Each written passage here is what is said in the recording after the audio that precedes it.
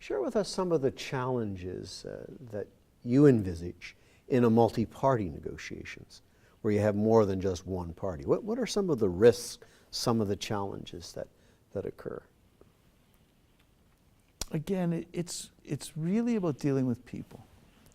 And it's really about understanding how they think and what gets them to yes. Because that's all this is about. And so as the group dynamic changes, so does the game. And so you have to be smart enough to understand that if the CEO of the client on the other side is put into a position where they're backed into a corner, and she or he says something in front of their employees, you can't put the toothpaste back in the tube, and you can't fix that problem. Yeah, you can't walk it back. Right. So you have to know when to stop and when to push and when to take a break and when to inject humor. And when you're in a group dynamic, you don't control that environment nearly as well. So if someone in that group pushes the envelope and one of the CEOs says something that she or he can't back away from, the job of getting back to level is really, really hard. Have you ever called for breaks? Lots of times. And what happens in those kinds of situations? Meet with counsel on the other side? Meet with your client? Yes. I mean, all of the above or none of the above. At the end of the day, there's no school that teaches you this. There's no book. It is human life, right? It's interaction with people, which is why, I just watched a fabulous TED interview from the HR department of one of the major companies, talking about whether you hire scrappers or I don't know what she called Ivy League school people. And it was a fascinating discussion because the whole point of her assessment was that the scrappers have lived their lives in ways that bring a richness of experiences that are really important to any environment. And the same is true in any negotiation. It's not what you know, it's how you understand people and how you allow people to feel good about themselves and what they're doing. And you can't generate, if there's not a deal to do, you can't do it.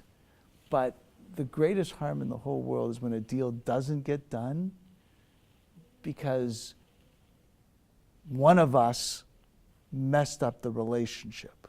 If there's a legal technical problem, that's easy. It'll get solved or not solved, and that's life. But most deals don't really come down to that. There's always a way to do something or a different way to do something. What is really complicated are the social interaction among the people and the various egos. And I say that in the most positive way possible, of the advisors, of the clients, of the relationships. And people who don't properly assess that can never fix it. You can't put Humpty Dumpty back together again.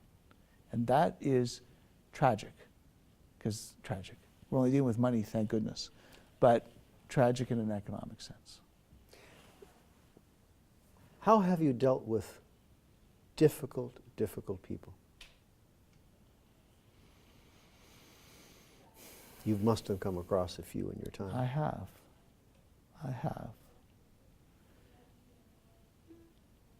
As best I can, right? Like, we've had some transactions that have not succeeded because of people, and we've tried our very best to work around them. Sometimes you just can't do it. Not every negotiation can be successful. No, lots of them are not. And lots of them take time, and you gotta have patience, and you have to have respect, and sometimes they just don't work. Sometimes they don't work because the people are really difficult. Tell me about the skill level that a Dale Lastman had 10, 15 years ago as to what he has now. What are some of the things that you have learned along the way?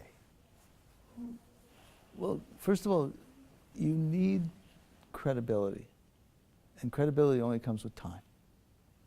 So it's way easier for me to do what I do today than it did 15 years ago, because I didn't have the credibility that I hope I have today, first of all.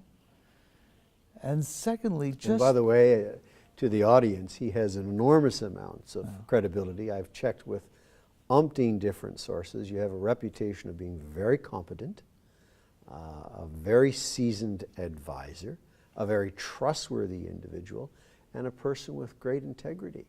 And all of the people that I've spoken with have shared that with me voluntarily. Well, that's very kind of you, and quite frankly, that's more important than anything you could ever say to me. So, as I said, I don't want to be known as a great lawyer, but I appreciate that. But at the end of the day, I think it just comes down to being yourself and figuring this out. And my sense of it is, when you walk in a room now, people know they can hopefully trust you, and you trust them. And one of the things I really learned is I love when there's younger lawyers on the other side of the deal, because it's not about winning, it's about helping. You know, when I was a really young lawyer, I did a euro-dollar offering. I was the first lawyer. I didn't even know what a euro-dollar offering was. I didn't even know how to spell it. And the lawyer on the other side was a lawyer who had done it 100 times. And I looked at him, and we had to do it in one day, so I couldn't even get help. And I looked at him and I said, like, we have two choices here. We can do this deal, and you can take total advantage of me, and maybe your client will think you're smart, but you got to live with that, and so do I, for the next 20 years. Or you can help me through this, and I hope we'll both feel good about it. And he did. And we're still good friends to this day. And it was a great lesson I learned then, and a great lesson I know now, which is actions have consequences, and what you say and what you do matters. And it's not just doing a deal, and you better realize your clients understand that, because you go to dinner with them, but the next morning they got to have breakfast together, the two sides. And if they don't have a relationship of consequence, then when you leave the file, the transaction is done, but the relationship is fractured. And that can't be good. So part of what we have to do is make sure that people feel good about it, because it's enduring, it's of value. It's not just one-off. So I'm assuming from what you've said that words are important. Yes. What sort of consideration do you give to the framing of your words in a negotiations, in an arrangement? Sometimes not enough. I am very sensitive, I hope, to ensuring that I never deliberately offend anyone. But there are times in a negotiation where feigned frustration, feigned anger, real frustration are important. Humor, to me, is a gigantic asset, because it relaxes people, it puts them in the right place, and there's lots of times when negotiations have to, you know, I was doing a transaction, which I can tell you about offline, where the two parties were killing each other. And it was a transaction that ought to have happened. And finally, one of them, I haven't seen this in a long time, but it used to happen a lot. They'd take their book and say, I'm leaving, this deal's off. And these were pretty serious clients, and I was a pretty relatively young lawyer. And I remember before they left, and they were really angry. And I turned to the client on the other side, and I said, do me a favor. Before you leave, and we kill this transaction, tell me What would have made you happy? Because a week from now, you're going to be back here in this room with us, and we're going to have to do this deal, and we might as well have the thought so we're ready. And he looked at me, and at first he was really angry, and then he sat down and said, okay, let me tell you, and then we did the transaction. But, and again, the transaction was going to happen whether I did that or not, but we have to change, sometimes you just got to change the mood. And So humor is important, huge. words are important, Yes. phrasing is important. Respect is important. Do you doodle that on the paper before you talk? No. Because it's never orchestrated. It's always, I mean, I know where we'd like to go, but I have no idea almost always how to get there. When I'm involved, usually it's involved in circumstances that are a little bit more confusing around the edges. And so I try not, I wouldn't even know how to orchestrate it, to be honest with you, but it has to be real. And so very rarely do I have an opportunity to really reflect in advance as to where it's going to go, because I really don't know. I really don't know. Trust. It's everything. I wouldn't do this if I didn't participate in a profession and with a client base on both sides where trust was critical to this. You cannot legislate integrity. And clients or lawyers that try to legislate every eventuality either end up with an unworkable deal or no deal. I always say to my class at Osgood, 95% of what I do is irrelevant. If we do our job properly, no one ever reads these documents again. I don't know how many agreements I've done in my life that anyone ever looked back on to see what happens. Thank goodness. And so part of the frustration, and when you're a lawyer for a long time, is you say to clients, like, you guys, we're all constructing ghosts that are never going to happen. And then we're trying to tear down those ghosts by drafting agreements that are spooking everyone. And at the end of the day, if we don't do this deal, we shouldn't do this deal because the deal doesn't make sense. Not because we can't figure out a way to get around some constructed ghost that will never happen. And that's the challenge that lawyers have, and quite frankly, clients have. Because both sides of the transaction are preoccupied with what ifs, and there's a level of what ifs you have to do, but there's a point at which those what ifs become crazy. And we live in a commercial world that doesn't allow for that. We're a long way from, unfortunately, just a handshake. But I know lots of people that I act for or against, when they shake their hand to do a deal, they really mean it. And the rest of it is just paper. What do you look for on the other side in terms of trustworthiness, integrity?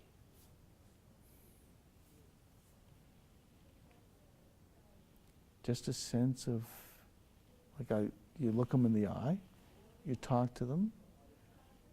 If they're offside, you call them out. I'm a big believer in honesty. I never, ever, ever posture. I think it's the dumbest thing people can do, unless you're in this one and done. But if I posture, then I will have a reputation as posturing. And the problem with posturing is 50% of the time you're right and 50% of the time you're wrong.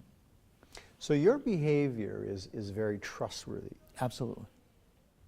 But the other side has to have behavior too. Yes. And that's accessible. Yes, and it's a while, when I'm doing certain transactions with certain people we don't know,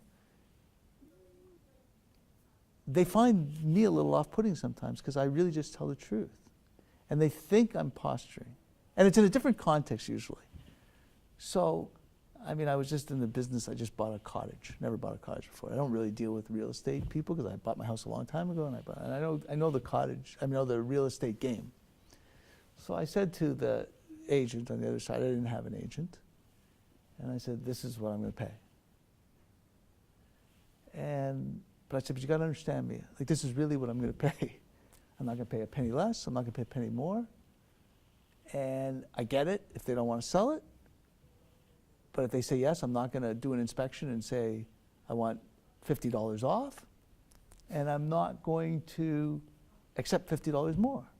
And it took a lot of cottage transactions before that became, I ended up buying a cottage. But until people really believed me, it was a process that I found fascinating, right? Because I don't play in that realm. Now, maybe I should, maybe I shouldn't. I don't make it right or wrong. I understand that different environments have It's just not your DNA. It's just not in my DNA. That's exactly right. Tell us about dealing with the media. What would you recommend in terms of dealing with the media? It's a really complicated process. The only thing I know for sure is you never deceive them, and saying, I'm not prepared to answer is okay, but you can never mislead them, obviously. Now, I'm in a very lucky position vis-a-vis the media, because I'm not important enough to be a target, but important enough to be helpful. And so they don't really want to, like if I say no comment, or I'm not going to talk to you, I'm not really what they want to talk about. I'm usually the person behind the person. So they don't really want to know what I think about anything, which is kind of luxurious. But that's pretty good advice, and seasoned advice to a young lawyer, a young professional who's negotiating, whether they're with a nonprofit organization and dealing with the media. Don't deceive them. For sure, don't deceive them. And if you don't know the answer, it's okay to say, well, look, I'm sorry, I just can't answer that. Right. Or it's not my place to answer it. It's not my place. Or the other thing, the mistake that I watch some people make with the media, which I hope I never do, at least to my knowledge never have, is I never ask them for anything. I never say, I'd love you to write this story about this person, or I'd love you to take this spin on this story. Because once you do that, then you're really compromising yourself. Like, I'm really straight up. When they call me, this is the God's honest truth. First of all, I always return their call. I don't know if that's smart or not smart. Lots of people just don't. I always return their call because just as a human, I find it offensive not to return the call. But I sometimes call and say, I'm only returning your call because you called me, but I want you to know I'm not talking to you. But I always, always, always return, at least their first call. But I never ask them to help, because I don't think that's fair. Because if I ask them to help, then I should offer to help. Thirdly, I always help them if I can. They got a job to do, and they got an important job to do, and if I can help them, I will. But not at the expense, obviously, of my client, and not even without the permission of my client. And so it's always a really fine line, and it's really complicated. But I've had a lot of dealings with the media. I've never, ever been misled by them. So I know I won't be able to, we might sit here 20 years from now and I'll tell you a terrible story, because I'm trusting, right? I do trust them. And so if I say I'm talking to you off the record, I got lots of advice from lots of people that say there's no such thing as off the record. And intellectually, I'm sure that's correct, but emotionally, I don't believe that. Because in my life, I've been very lucky. Rarely have I been really disappointed in people. And so the media, there's no one in the media that has ever once, whether it would be in the political arena a long time ago, or in the sports arena today, or even in the business arena today, that has ever said to me, where I've said, I trust you, and they have let me down. And that's really comforting to me and satisfying. And again, God knows something can happen one day and I'll be sorry, but I'd rather live my life like that. I'd rather live my life trusting people and respecting people and doing my best. And I think if you talk to the media today that know me, they would say that I'm pretty useless because I don't help them as much as they'd like. But I tell them that, right? Because it's not my job, right? My job isn't to be the media spokesperson for the people I act for. You know, lawyers have to understand, if you really want to be the person, you shouldn't be the lawyer. Exactly. I'm the person behind the person. Yep. And if you're not comfortable in that role, then you got to step up. Two final questions. Yep. From where you sit, who would you rank as number one, number two, number three, if you will, best negotiators you've dealt with or seen in operation? I'm way too smart to answer that question. You know what? There's so many. What were the qualities? Same thing. Honesty, integrity, frankness, trust, security, confidence. What do you mean by security? You can't. If you're insecure about your role and your responsibility, then you can't pretend you're not. So some of the best people I've met are people that say, like, I got to tell you the truth, and if you don't like it, I get it, and you'll leave me and you'll move on. But you can't do that as a young lawyer or as a young rising person in a corporation. You have to develop or earn those stripes over time. And then when you're secure enough in your place that you say, this is how I feel, and this is what I think, then you just, you have to be not afraid to fail. Because if you live your life being afraid to fail, you can't succeed. Like, I can't tell you how much I've learned from failing. Have you learned more from failing than success? I certainly had more success with it. I don't know. But I mean, I've learned as much from failing as succeeding. And the thing I've learned the most is don't be so afraid of it. It's kind of comforting. It's kind of comforting to realize that you're prepared to dare and to try. And I'd way rather say, I did my best and I tried and it was well-intentioned than to not try because it doesn't work like that. Like, my vision for tomorrow can't be that it's as good as today. It's got to be better. And to be better, you got to take risks. And risks come with failure. But you got to be secure enough in your place to do that. Exactly. Well, Dale, this has been a fabulous interview, and I want to thank you. But my closing question is, what advice would you give to young people, graduates here at Ryerson University who are going out into the workforce or maybe employed for 1 year or 2 years? What sort of advice would you give them in terms of their own career and their career choices? You've had a phenomenal, interesting life, varied in many, many ways, deal with some very interesting people, a great profession, wonderful reputation. What would you advise? I think there's so many things, but I think that A, be genuine, be yourself, be happy. You can't be successful at anything you do if you're not happy. Life is not a dress rehearsal. You don't know what tomorrow brings. I'm not a big fan of 10 and 20-year plans, to be honest with you, but if that's what you go, but I'd go with the flow. I would remember skim milk. I would remember skim milk because at the end of the day... I certainly will. At the end of the day, I promise you that you will have very few chances as a young person to differentiate yourself purely on intellect, but you will have lots and lots and lots of opportunities every single day to show people you care. And at the end of the day, it'll matter more than how smart you are. Dale, on behalf of the Ted Rogers School of Management, the faculty and the staff and the students, I want to express to you our appreciation for participating Thank you. in this year's Ryerson negotiation project.